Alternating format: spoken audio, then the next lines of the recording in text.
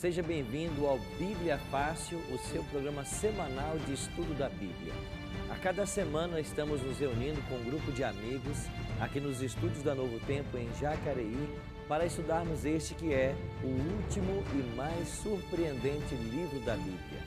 E eu quero convidar você que está em casa a participar também do estudo que nós agora teremos.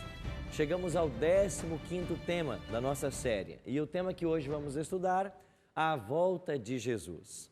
Você sabia que este é um dos principais temas da Bíblia?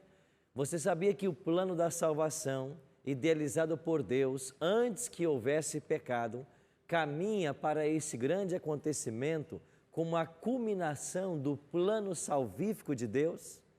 Como será a volta de Jesus? Quando ele virá? Quais os sinais que indicam a sua proximidade? Tudo isso aprenderemos no programa de hoje. Por isso, quero convidar você a tomar a sua Bíblia. Nós aqui no estúdio já estamos com nossas Bíblias em mãos e antes de começar a leitura, nós vamos orar, pedindo a bênção de Deus para o estudo que agora nós teremos. Se você puder, feche seus olhos e ore comigo. Pai Santo, muito obrigado por estarmos reunidos mais uma vez para estudarmos o Teu livro sagrado. Obrigado porque nós temos a condição de pararmos um tempo para ouvirmos a Tua voz. E queremos pedir que o Teu bom e Santo Espírito possa nos auxiliar agora e que nós possamos compreender a Tua vontade para a nossa vida. Em nome de Cristo é que nós choramos. Amém. Pois bem, amigos, tome sua Bíblia e vamos então para esse tema extraordinário, a volta de Jesus. Muitos têm perguntado sobre o fim da história humana. Como é que vai terminar a história humana? Por falar nisso, Hollywood tem produzido muitos filmes com possíveis ideias daquilo que seria o fim do mundo. Um dos mais recentes foi o filme chamado 2012. E vocês devem se lembrar, porque no calendário maia, este calendário só ia até o dia 21 de dezembro de 2012 e alguns achavam que porque o calendário maia tinha um fim nesta data, o mundo também acabaria.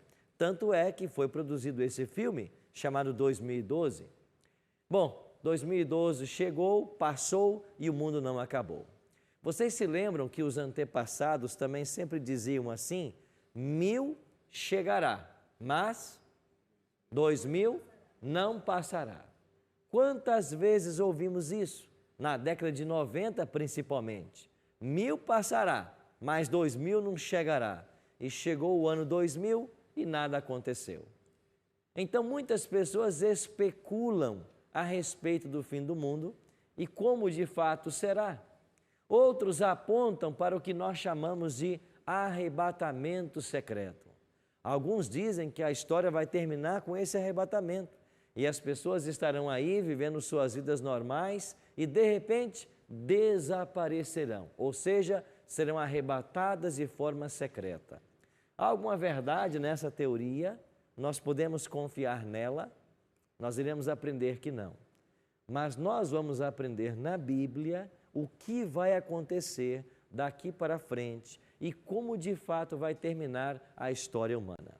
Para entendermos melhor esse assunto, nós vamos então voltar-nos os olhos para Apocalipse e para outros textos dos Evangelhos e das Epístolas, porque o Novo Testamento considera essa doutrina central e o Apocalipse também apresenta esse mesmo tema. Vamos então para Apocalipse capítulo 19. Dê uma olhadinha comigo aí, no capítulo 19 de Apocalipse, a partir do verso 6 e 7. Apocalipse 19, versos 6 e 7. O texto diz assim: Então ouvi uma como voz de numerosa multidão, como de muitas águas e como de fortes trovões, dizendo: Aleluia! Pois reina o Senhor, nosso Deus, o Todo-Poderoso. Alegremo-nos e exultemos, e demos-lhe a glória, porque são chegadas as bodas do Cordeiro, cuja esposa a si mesmo já se ataviou. O Apocalipse diz: são chegadas a ceia das bodas do Cordeiro. O que é uma boda? É um casamento. E na Bíblia, a volta de Cristo para encontrar a sua igreja é retratada como sendo um casamento. Cristo é o noivo e a igreja é a noiva. Então ele volta para buscar a sua noiva. Esta é uma linguagem que o Apocalipse usa. Agora eu queria ler com vocês, eu vou até pedir a ajuda do Tiago para ler para mim esse texto. No capítulo 19, Tiago, leia para mim do verso 11 ao verso 16. E você vai perceber a linguagem que o Apocalipse usa para descrever a volta de Jesus. Versos 11 até o 16. Vi o céu aberto e eis um cavalo branco. O seu cavaleiro se chama Fiel e Verdadeiro, e julga e peleja com justiça. Os seus olhos são chamas de fogo. Na sua cabeça há muitos diademas. Tem um nome escrito que ninguém conhece, senão ele mesmo. Está vestido com um manto tinto de sangue, e o seu nome se chama o Verbo de Deus. E seguiam-no os exércitos que há no céu, montado cavalos brancos, com vestiduras de linho finíssimo branco e puro. Saía da sua boca uma espada afiada, para com ela ferir as nações, e ele mesmo as regerá com cetro de ferro. Pessoalmente pisa o largar do vinho do furor da ira de Deus Todo-Poderoso. Tem no seu manto e na sua coxa um nome escrito: Rei dos Reis e Senhor dos Senhores. Então viu um anjo posto em pé no sol e clamou com grande voz. Até aí está bem, até o 16 está bem. Obrigado, Tiago. Você percebe a linguagem que o Apocalipse usa? Primeiro é descrito Cristo voltando em um cavalo branco, e o seu nome é Fiel e Verdadeiro, e ele regerá as nações com cetros de ferro. E no verso 16 diz que ele tem no seu manto e na sua coxa escrito o nome: Rei dos Reis e Senhor dos Senhores. Ou seja, na primeira vinda de Cristo, ele veio, segundo o profeta Isaías, como servo sofredor. Ele veio para ser humilhado, maltratado e finalmente crucificado. Esta foi a primeira vinda. Agora, na segunda vinda, ele não volta para ser humilhado. Ele não volta para ser mais uma vez crucificado. Ele volta como Rei dos Reis e Senhor dos Senhores. Ele volta para reinar. E ele volta para trazer a recompensa àqueles que se prepararam para esse acontecimento. Então o Apocalipse dá ênfase a essa mensagem. Logo no primeiro capítulo, verso 7, você deve se lembrar, lá foi dito: eis que vem com as nuvens e todo olho verá. Nós iremos voltar a esse texto daqui a pouco. Mas então vamos responder agora algumas perguntas sobre a volta de Jesus. Primeira delas: a volta de Jesus será secreta? Não ando ensinando por aí em muitas igrejas de que haverá um arrebatamento secreto? Os crentes serão levados para os céus? Veja, se os crentes serão levados para os céus, por que Jesus voltaria à terra? Para buscar quem, se eles não mais estivessem aqui? Nós iremos aprender agora o que a Bíblia ensina sobre esse tema. E a primeira verdade que nós temos que aprender é que a volta de Jesus não será secreta. Para isso, eu queria ler com vocês primeiro Apocalipse 1, verso 7. Você já está aí em Apocalipse, eu já mencionei esse texto. João escreveu: eis que vem com as nuvens, e o que vai acontecer? Todo olho o verá. Há alguma coisa de secreto nesse verso? Todo olho o verá. Nada há de secreto nesse verso. Agora, o próprio Jesus Cristo falou a respeito de sua vinda, lá em Mateus 24, 27, e Jesus disse assim: porque assim como o relâmpago sai do Oriente e se mostra até no Ocidente, assim há de ser a vinda do Filho do Homem. Você quer um texto mais claro do que esse? Alguém esconde um relâmpago no céu? Não é visível para todos quando ele acontece? Aí Jesus disse assim: assim há de ser a vinda do Filho do Homem. Ou seja, não tem nada de secreto. José Luiz. Pastor, esse texto que fala todo olho verá, essa forma pode ser através da televisão, da internet, ou vai ser assim, diretamente? Porque algumas pessoas já ouvi dizer que pode ser pela televisão. Existe algum fundamento nisso? Eu acho que não. A ideia é que a volta de Cristo será um evento sobrenatural. Porque veja, aqui no Brasil, quando você contempla o sol, do outro lado do mundo, eles não podem vê-lo. Então, a humanidade não pode ver um objeto no céu ao mesmo tempo, certo? Porque a própria terra se interpõe. Quando Cristo voltar, todo o olho o verá ao mesmo tempo. Então, a volta de Cristo será um evento sobrenatural. A ideia de Apocalipse 1:7 é que não importa aonde você esteja, se no Brasil, se no Japão, você vai vê-lo ao mesmo tempo e será visível a olho nu. Esse é o foco do versículo 7. É claro que se tivermos naquele tempo as mídias como temos hoje, esse evento vai ganhar uma repercussão imediata, mas qualquer pessoa que olhar para os céus, ele verá Jesus voltando. Tiago. Em relação, né, a esse arrebatamento secreto, existe algum versículo, alguma parte na Bíblia que poderia se entender de forma errônea essa teoria? Ou simplesmente é uma invenção? Eu acho que vai ser dessa forma, né, que pudesse contrariar. Aqui está muito explícito, né, essa explicação de que não será secreto.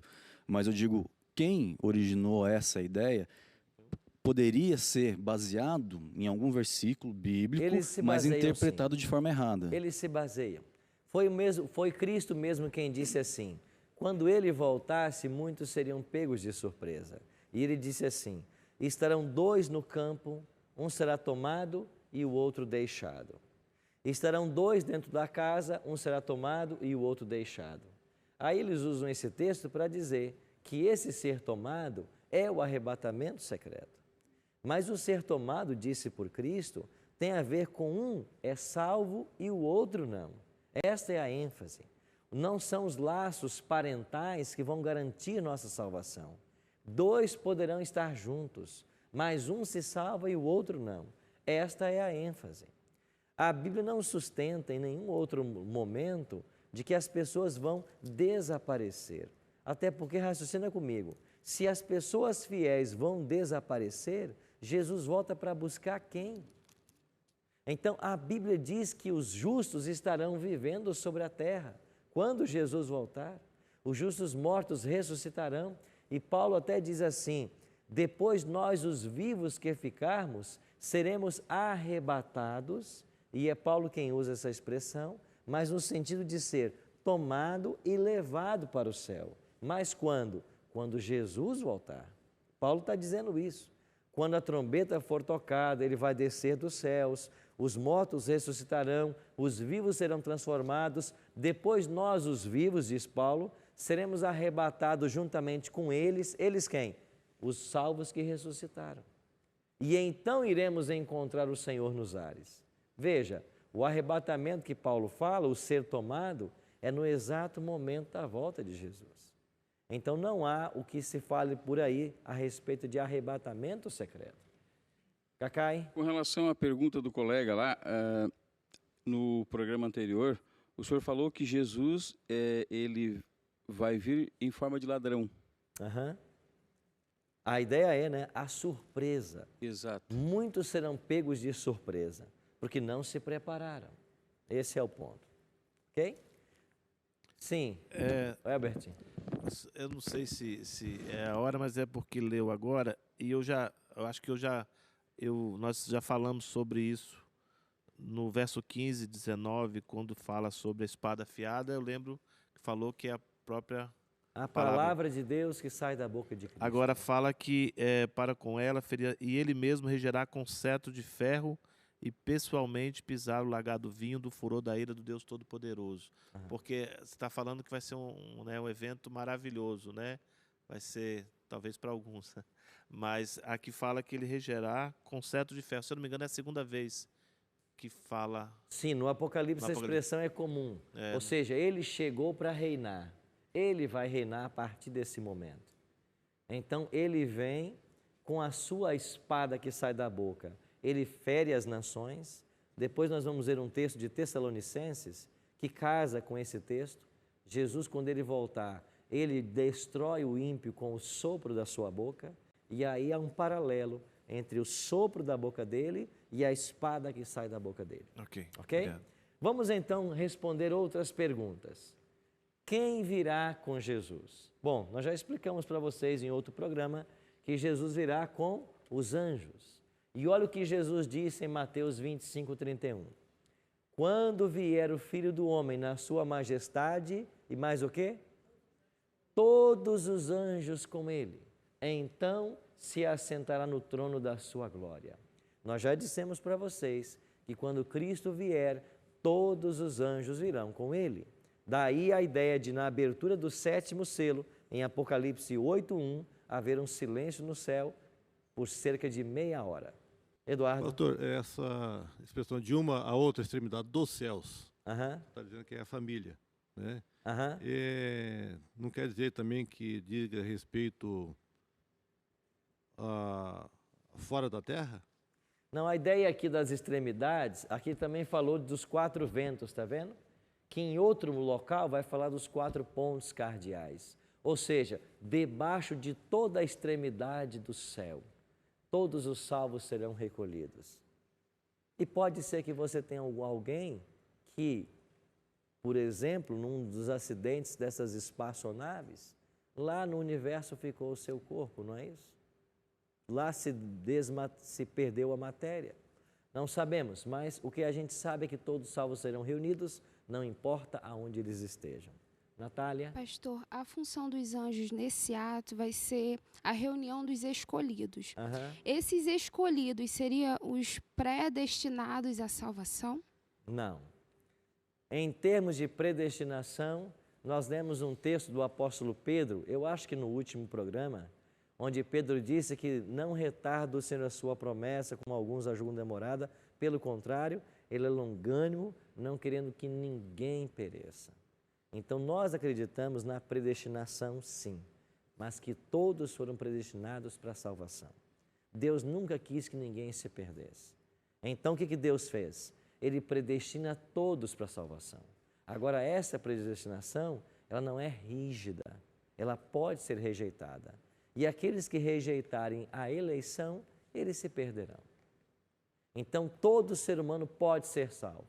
Quem não será? Aqueles que rejeitaram a escolha que Deus fez. Lembra que Jesus falou para os discípulos isso?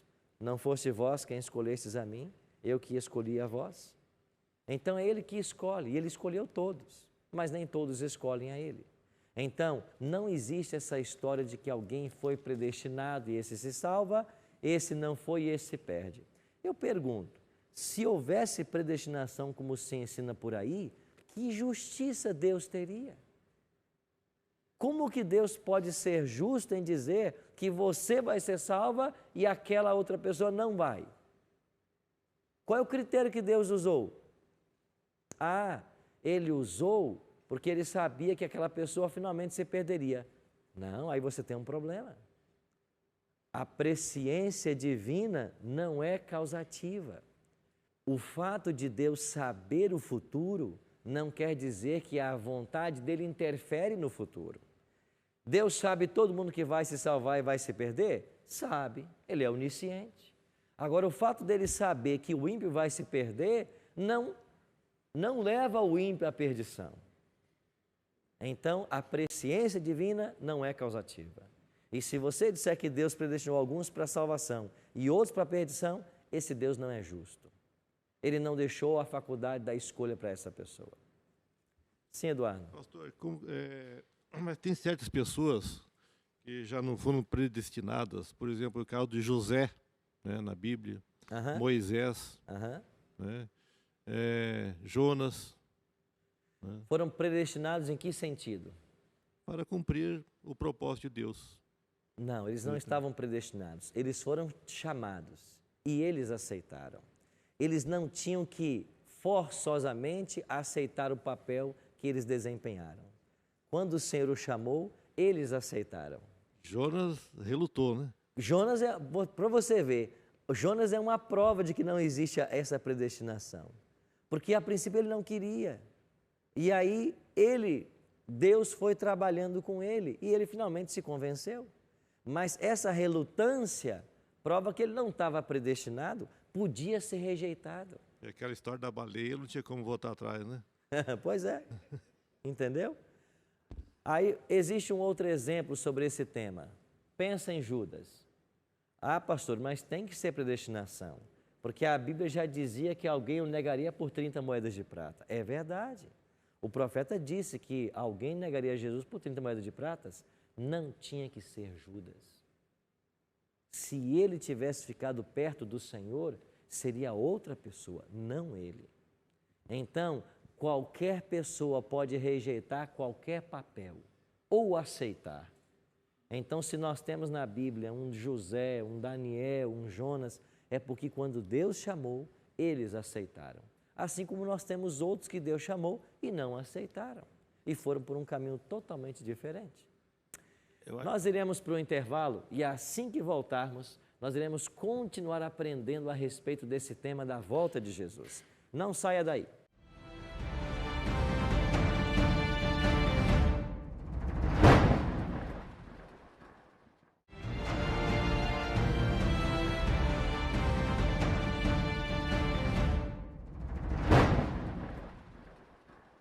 Estamos de volta com o programa Bíblia Fácil. Nós temos um presente para você. Essa revista que foi preparada com muito carinho, com todos os temas que aqui estão sendo estudados. Você pode solicitar agora para nós essa revista. Você pode mandar uma mensagem de WhatsApp, o nosso número é 12 98100 1615. E nós vamos começar a conversar com você para ter os seus dados postais para enviar essa revista para a sua casa. Se você preferir, você pode ligar para nós em horário comercial. O nosso telefone é 12 21 27 31 21. Ou acesse nossa página na internet, novotempo.com/Bíblia Fácil. Ali você vai encontrar essa revista, você preenche os dados de um formulário e nós mandamos para a sua casa. Aproveita para curtir as nossas páginas no facebook.com/Bíblia Fácil e assistir os nossos vídeos no youtube.com/Bíblia Fácil. Também temos algumas fotos inéditas dos bastidores do programa no Instagram, @Bíblia Fácil. Quando falamos há pouco a respeito da volta de Jesus, nós estávamos falando sobre o valor que Deus dá à família. E os anjos viriam para reunir as famílias. Agora tem uma outra pergunta que nós queremos responder. As pessoas que morrem e elas estão salvas, o que é que vai acontecer com elas na volta de Jesus? Vamos então ver o que Paulo nos ensina. Não queremos, porém, irmãos, que sejais ignorantes com respeito aos que dormem. Lembra que nós dissemos para vocês de que a morte na Bíblia é um sono? Olha o que Paulo está dizendo. Não sejam ignorantes com respeito a quem dorme, a quem está morto, para não vos entristecerdes como os demais que não têm esperança. Pois se cremos que Jesus morreu e ressuscitou, assim também Deus, mediante Jesus, trará em sua companhia os que dormem. Jesus vai trazer de volta aqueles que dormem. Porquanto o Senhor mesmo, dada a sua palavra de ordem, ouvida a voz do arcanjo e ressoada a trombeta de Deus, descerá dos céus, e os mortos em Cristo farão o quê? Ressuscitarão primeiro. Por que é que Paulo está dizendo que eles vão ressuscitar primeiro? Porque na Bíblia nós temos duas ressurreições. Jesus falou delas em João 5, 28 e 29. É a ressurreição da vida e a ressurreição do juízo. A ressurreição da vida é a dos salvos no momento da volta de Jesus. A ressurreição dos ímpios é 1000 anos depois da volta de Jesus. Então, por que é importante conhecer esse assunto? Porque este verso descarta a ideia de que quando alguém morre, ele já vai para o céu. Por isso nós cremos de que os santos apóstolos, eles estão todos sepultados, aguardando a volta de Jesus. E quando é que os justos vão ressuscitar? Paulo está dizendo, quando ele descer dos céus, quando a trombeta for tocada, os mortos em Cristo ressuscitarão. Ninguém foi para o céu, a não ser quem a Bíblia disse que foi. Moisés, Elias e Enoque. Esses três ela dá até o nome. Agora, fora isso, ninguém foi. Estão mortos, esperando a volta de Jesus. Carolina. Pastor, já que a nossa alma não é imortal, quando Jesus foi crucificado com aqueles 2 ladrões, em Lucas 23, 43 diz, em verdade te digo que hoje estarás comigo no paraíso. O que ele quis dizer com isso? Dependendo de onde você põe a vírgula, você tem 2 sentidos no texto. Um deles pode ser assim, em verdade te digo, vírgula, hoje você estará comigo no paraíso. Se você põe a vírgula aí, isso quer dizer que naquele dia o ladrão foi para o céu com Jesus e foi para o paraíso. Alguns acham que é isso, para defender a ideia de que na morte a pessoa já vai para os céus. Agora, se eu mudar a vírgula de local, a frase fica assim, em verdade te digo hoje, vírgula, eu vou te dizer uma verdade agora, você vai estar comigo no paraíso.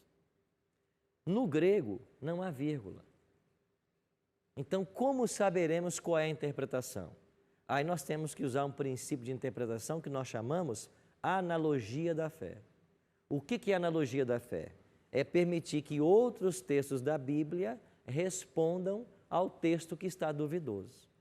O ladrão foi naquela sexta-feira para o céu com Jesus? Foi para o paraíso? Claro que não. E como nós podemos provar que não foi? Porque quando Cristo ressuscitou no domingo, havia uma mulher esperando por ele. Quem era essa mulher?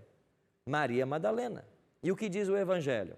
Que Maria Madalena, quando reconheceu que era Jesus, ela veio para adorá-lo. E Jesus disse assim para ela, mulher, não me toques, porque eu ainda não fui ao Pai. No domingo de manhã, Jesus não tinha ido ao Pai. Então, se ele disse para o ladrão que o ladrão estaria naquele dia no paraíso com ele, Jesus mentiu para o ladrão. Agora, se Jesus disse assim, eu vou te dizer uma verdade agora, você vai estar comigo no paraíso. Essa é a interpretação correta. Porque nem Jesus foi para o paraíso na sexta-feira. Nem domingo ele tinha ido. E depois de se encontrar com a mulher, é que ele foi. E quando ele volta, ele diz assim, Tomé, põe aqui o teu dedo.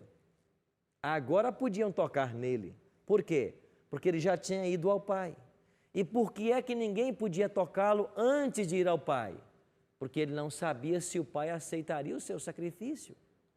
E se você ler o Salmo 22, melhor, o Salmo 24, que é o Salmo da entronização de Cristo, você vai perceber que no Salmo 24 está descrito ali o momento em que Jesus chega no céu. E lá o salmista diz assim, levantai-vos, ó portais eternos, para que entre o Rei da Glória. Quem é o Rei da Glória? Perguntava um séquito de anjos. E os outros respondiam, é o Senhor forte na batalha, Ele é o Rei da Glória. Então o Salmo 24 é o Salmo da entronização de Cristo, da chegada dele no céu. É por isso que o ladrão não foi naquele mesmo dia para o céu. Tem algumas religiões, algumas filosofias que falam de reencarnação. O que diz a Bíblia sobre isso? Essa coisa de reencarnação existe, não existe? Como é que é isso? A Bíblia diz isso aqui. A pessoa quando morre, ela está dormindo e ela vai ressuscitar em 2 momentos. Ou na volta de Jesus estiver salva, ou 1000 anos depois. Onde está a reencarnação? Em lugar nenhum. Na Bíblia, em lugar nenhum. Não existe isso. Então, se quem morreu está dormindo o sono da morte e vai ressuscitar, ou na volta de Jesus se salvo, ou 1000 anos depois se perdido, então a Bíblia descarta completamente a ideia de reencarnação. Caroline? A pergunta do Cacai me interessa um pouco. Eu sei que Allan Kardec usou a Bíblia como base para o livro dele. E ele tem algum versículo que ele pode ter usado para compreender dessa forma, que a gente reencarna, desencarna, perambula por aí? Não que eu saiba, porque eu não encontro na Bíblia nenhum texto dizendo que algum ser humano se reencarnou, nasceu numa outra vida, numa outra pessoa, e que essa reencarnação é um tipo de purificação, e ele vai se purificando grau em grau. Eu não encontro isso na palavra de Deus. Pastor, eu não quero polemizar a respeito do espírito, mas já li matérias científicas, inclusive com respeito à Guerra Fria, que existia antigamente entre Estados Unidos e Rússia, que cientificamente eles conseguiam extrair que o espírito da pessoa viva saía do corpo e circulava, né, pela própria cidade, própria casa, ou de um local para o outro, né? O espírito, o corpo está lá, adormecido, inerte. E ele saía do espírito para fazer espionagem. E isso aí que foi usado com muita frequência na época da Guerra Fria. Inclusive tem livros a respeito de pessoas que foram bruxos, depois converteram ao Evangelho, né? E que escreveram esses livros. Até o nome de um livro que eu li, daquela mulher, qual é o nome dela? Rebeca Brown. Rebeca Brown. Eu li aquele livro lá também, que ela fala a esse respeito. Qual o entendimento do senhor, pastor, a respeito disso aí? Na Bíblia realmente não tem. Não tem. É impossível na Bíblia você ter uma desconexão entre mente, corpo e espírito. Nós somos um ser holístico e quando qualquer um desses elementos se desfaz, a vida deixa de existir. É impossível. Agora, o que acontece se uma pessoa diz que foi em espírito a tal local e revela de fato os acontecimentos, fatos, pesquisas e traz a informação correta? Isso pode acontecer? Pode. Foi a pessoa quem foi? Não. Nenhum ser humano consegue fazer isso, porque isso não é permitido por Deus. Isso é impossível. Agora, que o diabo pode usar os seus demônios para ajudar uma pessoa assim? Claro. Então, eu não duvido disso. E isso acontece. Então, se uma pessoa consegue ir, diz ele em espírito, ele está aqui, mas ele sabe tudo o que aconteceu num outro ambiente, e só Deus é onipresente. Nem o diabo é onipresente. Só Deus é. Se o diabo estiver em qualquer país do mundo, ele não pode estar em outro. Se ele está numa cidade, ele não pode estar em outra, que o diabo não é onipresente. Agora, os demônios, como são muitos, eles podem trazer de qualquer parte do mundo a informação que a pessoa quer. Então, quem se coloca em comunhão, em relacionamento com os demônios, adquire esse tipo de habilidade, o que é totalmente reprovado na Bíblia. E, sinceramente, eu fico satisfeito com a explicação. Obrigado, doutor. Que bom. Isso é um alerta para muitos, porque tem muita gente achando que está conversando com um parente que morreu, quando não é parente coisa nenhuma, porque quem morreu está dormindo. Tem muita gente que acha que está se conectando com os mortos, quando não é o morto. O morto está morto. O que pode ter ali é um demônio, que pode personificar até a pessoa que morreu. Até aparecer como se fosse a pessoa, personificada. Imita até a voz. Os demônios estão aí. Esse mundo vive dentro de um grande conflito. E nós temos que estar atentos a isso. Bom, vamos concluir o nosso tema sobre a volta de Jesus com mais algumas perguntas. O que vai acontecer com quem estiver vivo, mais justo? Ele está salvo. O que vai acontecer? Paulo diz assim: eis que vos digo um mistério. Nem todos o quê? Dormiremos. O que quer dizer isso? Nem todos morreremos, mas transformados seremos todos. Num momento, num abrir e fechar de olhos, ao ressoar da última trombeta. Lembra da sétima trombeta? A trombeta soará, os mortos ressuscitarão, incorruptíveis, e nós, os vivos, é claro, seremos o quê? Transformados. Então, vamos supor que todos nós estamos salvos. Jesus apareceu no céu, o nosso corpo vai ser transformado. E a Bíblia chama essa transformação de glorificação. O que quer dizer? Desaparecerão do nosso corpo todos os efeitos do pecado. Todos. Então vão desaparecer as doenças, as rugas, os sinais de velhice, as deficiências, tudo vai desaparecer. Nós vamos conservar a mesma fisionomia, mas nós teremos o eterno vigor da juventude. Nós seremos reconhecidos. Seremos as mesmas pessoas, só que agora sem qualquer vestígio do pecado, porque nós fomos glorificados. Cacai. Pastor, com relação a essa questão ainda que a própria Carol colocou, existe algumas ciências, como por exemplo a Cabala, que é uma ciência com base na numerologia de Pitágoras, que ele fala também que nós já vivemos, ele fala até a vida que a gente já viveu. O que a gente foi em outras vidas. Ok. Então, eu gostaria que o senhor esclarecesse isso, não só para nós, mas principalmente para os telespectadores, porque com certeza tem muita gente lá fora que tem essa dúvida e que também pode estar enganada com essas ciências, algumas religiões que pregam aquilo que não está na Bíblia. Essa ciência de Pitágoras, ela, conforme a Carol mencionou, ela pode estar em algum lugar na Bíblia, como o Espiritismo, que o senhor colocou, de uma forma de interpretação? A grande dificuldade que nós temos com muitas visões sobre esse tema, por exemplo, é porque cada um tem uma fonte de informação. Então, quando a fonte de informação é a Bíblia, nada disso é possível.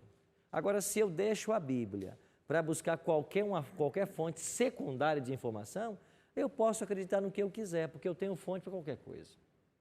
Então, para mim, só existe uma norma de fé e prática e um documento autoritário no cristianismo. É esse aqui, que nós estamos segurando. Só isso é autoridade. O que esse livro ensinar, nós vamos crer e vamos pregar. Agora, saiu desse livro, para mim não interessa. A autoridade é a Bíblia. Eu não vou perder tempo com alguém que escreveu uma coisa, não, eu vou direto à fonte. Ele citou a Bíblia, tudo bem, eu estou na fonte. Se ele citou, eu estou aqui já na fonte. E se ele tem ideias dele que não estão na Bíblia, eu também não vou me contaminar, eu estou com a fonte. Então a única autoridade para nós é a Bíblia, e se nós ficarmos com ela, nós não seremos confundidos. Vamos a uma outra pergunta. O que vai acontecer com os ímpios que estiverem mortos? A pessoa morreu, mas não está salva. O que vai acontecer? Apocalipse 20, verso 5. Os restantes dos mortos não reviveram, até que se completassem quanto tempo? Os 1000 anos. Mas depois que se completar os 1000 anos, eles ressuscitarão. Então Jesus falou de 2 ressurreições. A segunda ressurreição é a dos perdidos. Quando? 1000 anos depois da volta de Jesus. E nós veremos esse tema em poucas semanas a respeito do milênio. Uma outra pergunta. O que vai acontecer com os ímpios que estão vivos? Eles estão vivos. O que vai acontecer? Então, segundo Tessalonicenses 2:8, então será de fato revelado o iníquo, o ímpio, a quem o Senhor Jesus matará com o sopro da sua boca e o destruirá pela manifestação da sua vinda. Lembra da espada que saía da boca, afiada na volta dele? Com o sopro da sua boca e com a manifestação, com a glória da sua vinda, os ímpios que estão vivos, eles morrem. Todos os ímpios que estiverem vivos, morrem. Por quanto tempo? Por 1000 anos. E aí 1000 anos depois, eles também ressuscitarão. Para quê? Nós vamos ver num estudo futuro. O que mais diz a Bíblia sobre a volta de Jesus? Em que data ele vai voltar? Mas a respeito daquele dia e hora, ninguém o quê? Sabe. Nem os anjos do céu, nem o Filho, somente quem sabe? O Pai. Então qualquer ser humano, quando tentar pretender informar a data da volta de Jesus, ele já se classifica automaticamente como um falso profeta. Eu sei quando Jesus vai voltar, então para mim você já é um falso profeta. Porque se Deus só sabe, você diz que sabe, você está mentindo. Só Deus sabe. Ninguém sabe o dia da volta dele. Quais as condições que nós teremos de vida após a volta de Jesus? E aqui eu termino com esse texto. Como será a vida das pessoas após a volta de Jesus? Dos salvos. E lhes enxugará dos olhos toda lágrima, a morte já não existirá, já não haverá luto, nem pranto, nem dor, porque as primeiras coisas, o que são as primeiras coisas? Esse mundo aqui, essa vida nossa, essa vida de sofrimento, essa vida de luta, isso passou. Então, amigos, a volta de Jesus virá para trazer felicidade, eterna felicidade para as pessoas. Agora, quem não se preparar, vai ser destruído. Mas quem se preparar, vai receber das mãos dele a coroa de vida eterna. Aí eu pergunto, vale a pena você trocar tudo que Deus promete em sua palavra, a vida eterna no céu, por uns anos de prazer nesse mundo? Vale a pena você trocar tudo que Deus está preparando para seguir a tua cabeça, para ser o dono da razão? Outro dia eu conversava com um pastor de uma outra denominação e eu mostrava para ele alguns textos da Bíblia, falando a respeito da santidade da lei de Deus, do sábado, de outros temas. E quando acabaram os argumentos dele, ele simplesmente disse, mas eu vou continuar pensando como eu sempre pensei. Então não importa o que Deus disse na palavra. Não importa o que Deus disse na palavra, eu vou continuar crendo que a alma é imortal, que existe reencarnação, que os mortos quando morrem já vão para o céu, que Deus predestinou uns para a salvação, outros para a perdição. Não importa o que diz a palavra, eu vou continuar pensando assim. Vale a pena? Vale a pena você perder tudo que o céu está preparando por causa dos seus conceitos, que não estão nem fundamentados na Bíblia? Ah, mas eu aprendi assim a vida inteira? Ué, alguém pode estar errado a vida inteira. Ah, assim me ensinou minha mãe. Eu aprendi assim e vou morrer assim. Então, se aprendeu a coisa errada, vai morrer na coisa errada? É por isso que Isaías 1,18 diz assim, vinde. Deus fala, vinde. Vamos conversar? Vamos arrazoar? Eu quero o bem de vocês. E a volta de Cristo será o maior acontecimento da história desse mundo. E alguém escreveu uma frase que marcou. Já ouvimos os passos de um Deus que se aproxima. Já ouvimos os passos. Ele está aí, Ele está voltando.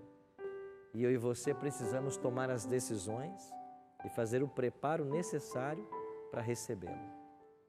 Porque de outra forma, nós vamos perder a nossa vida eterna e sermos destruídos pelo fogo. Qual é a sua escolha hoje? Nós vamos ouvir uma música. Enquanto ouvimos essa canção, eu queria que você pensasse. Vale a pena você enrijecer no seu conhecimento, naquilo que você acha ser certo, e não abrir-se à influência do Espírito e da Palavra e perder a vida eterna? Pense nisso.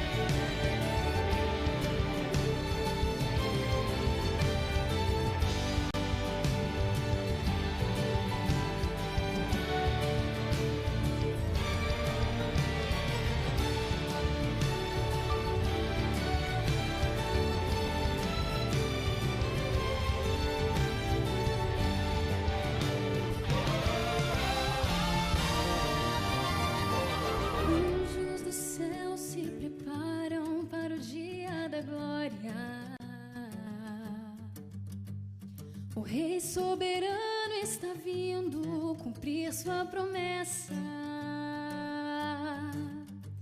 Sinais anunciam, o mal certamente irá findar. E com poder Jesus levará seu povo. Vamos olhar para o alto e focar na vitória. O Deus da verdade estendendo a mão para nós. O fim do pecado e a bênção de sermos curados acontecerá muito em breve a todo que nele crê. Ele vem com poder governar o seu povo. Ele vem e dirá: filho, vim te buscar. Ele vem, cantaremos vitória ao Rei dos Reis. Cristo voltando está, aleluia. Ele vem.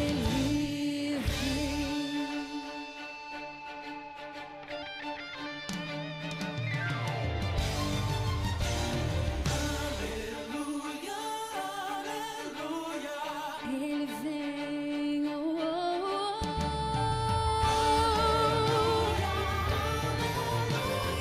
Ele vem sobre as nuvens, todo olho verá. Vem glória e poder para nos resgatar. O Cordeiro de Deus cumprirá a promessa. Ele virá. Ele vem com poder governar o seu povo. Ele vem e dirá: filho, vim te buscar. Ele vem, cantaremos vitória ao Rei dos Reis. Cristo voltando está, aleluia. Cristo voltando está,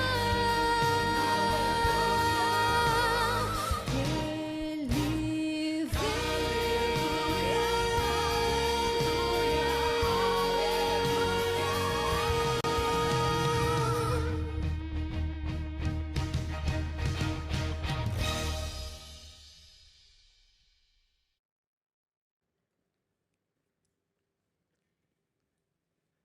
Ele vem em glória e majestade.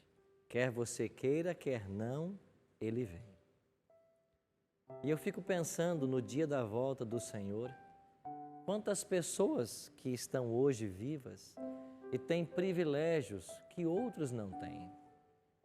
Talvez eu estou falando agora para uma pessoa que é abastada financeiramente, pode ter todas as facilidades da vida cristã,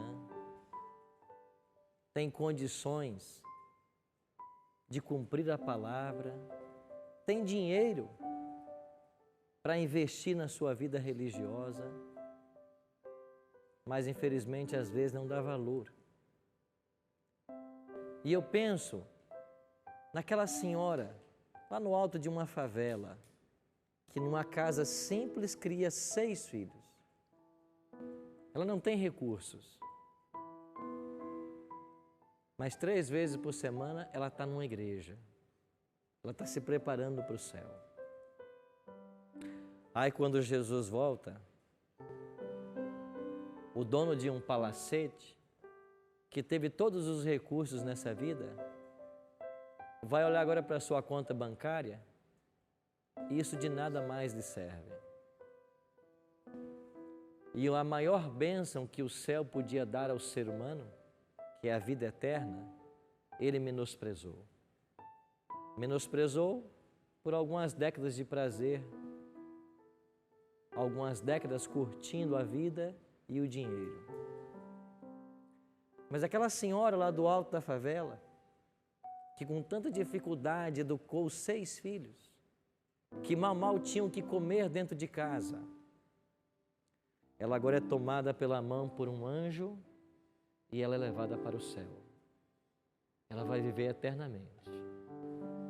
Ela nunca mais será pobre, nunca mais ficará doente, nunca mais vai derramar lágrimas. 2 pessoas em condições totalmente diferentes e também com escolhas diferentes. Talvez eu esteja falando para você que tem facilidades de ser um cristão, de viver o que a palavra ensina. Talvez alguns de vocês terão que pagar um preço maior, outros um preço menor. Mas esse preço comparado à vida eterna, o que é? Não é nada. Agora, o duro é pensar que a gente se apegou às migalhas dessa vida e por causa dessas migalhas perde o maior presente que Deus tem para o ser humano, a vida eterna. Eu estou falando de fazer uma escolha, escolher Jesus. E quando a gente escolhe Cristo, Ele passa a ser o nosso Salvador e Senhor. A minha vida não é mais como eu quero. Agora a minha vida é pautada no seu livro. O que Ele ensinar aqui eu vou praticar. As verdades que Ele ensinar aqui eu vou praticar. Ah, mas eu não concordo com essa verdade. Quem é você para não concordar? Quem sou eu? Verdade é verdade. Nem o tempo transforma o erro em verdade. Nem o tempo. Verdade é verdade. Então eu desafio você a abraçar essa verdade, entregar sua vida a Cristo e se preparar para a volta dEle. Porque como ouvimos agora nessa música, Ele vem. Quer você queira, quer não, Ele vem. E como eu anseio por esse dia. Sabe por quê? Porque quando Ele chegar, todos os problemas terão fim. Quando Ele chegar, as lágrimas serão enxugadas. E nunca mais precisaremos ir a um cemitério, deixar alguém que nós amamos. Quando Ele chegar, nunca mais receberemos um telefonema dizendo: alguém que você ama está no leito de uma cama com a doença terminal. Quando Ele chegar, nunca mais estaremos preocupados com a segurança nossa e de nossos filhos. Quando Ele chegar, os problemas todos acabarão. Como eu almejo que Ele chegue. Como nós devemos almejar que Ele venha. Que Ele venha em nossa geração. Que Ele venha logo. Porque todos os problemas terão fim. Se você deseja hoje tomar a decisão no seu coração de se preparar para a volta de Cristo, eu quero orar por você. Mas tem que ser uma decisão sincera. Eu quero, Senhor, me preparar para a Tua volta. Você vai ter forças? Tem hora vai faltar. Vai ter hora que vai faltar. Mas a força não é humana. A força é divina. É Ele que opera em nós o querer e o efetuar segundo sua boa vontade. É Ele quem opera. Outro dia alguém me perguntou: pastor, salvação é fácil ou é difícil? Eu sempre respondo as duas coisas.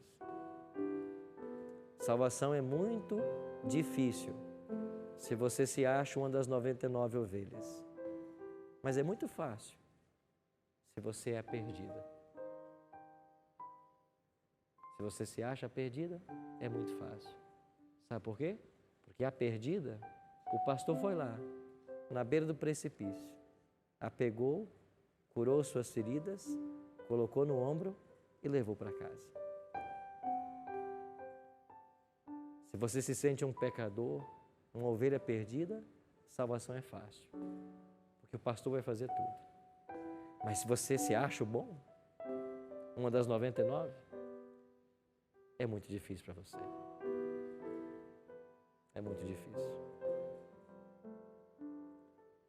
Eu queria orar por você, para que essa esperança na volta de Jesus fosse plantada em nosso coração e que nós nos preparássemos com toda a força para esse glorioso dia. Ore comigo. Pai Santo, nós almejamos o dia da Tua volta, porque nós queremos um mundo sem pecado, sem morte, sem dor e sem lágrimas. Por isso nos ajuda. Em nossas fraquezas nos ajuda. Em nossas lutas nos ajuda.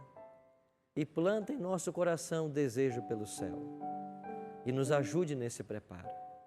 É a nossa oração. Em nome de Cristo. Amém. Muito obrigado, amigo, pela sua companhia no programa de hoje. Na semana que vem, nós vamos nos reunir para entendermos a doutrina do milênio. Eu espero você. Até lá.